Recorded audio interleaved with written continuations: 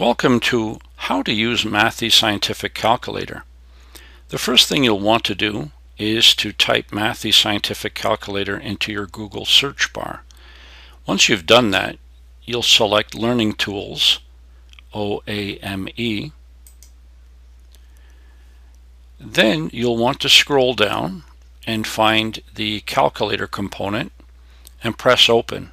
This may take a few seconds to open.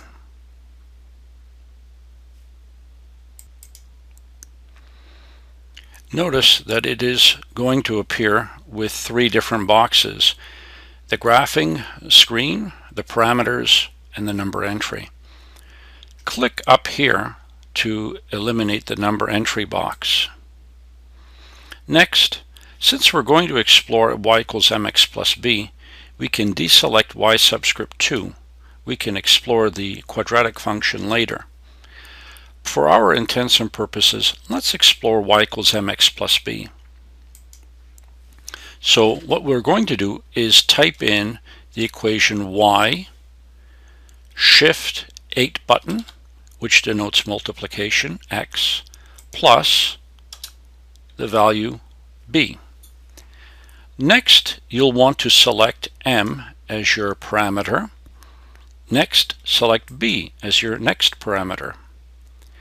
From this point on, you can now play with the values of m and b.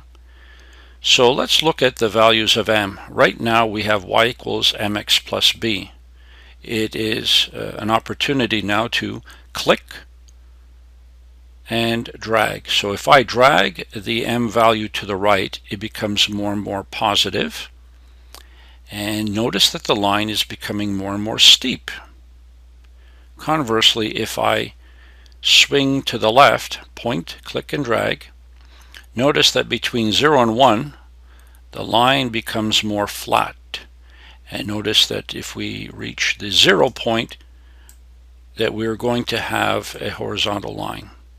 So it may take you a second or two to get there. And if you don't get there, you can just type in the value of 0, and you have a horizontal line. Next, you can type in, or you can click with the triangle piece, and notice that if you go between values of 0 and -10, that the line becomes negative in its slope, and that the further you go to -10, the more steep it becomes.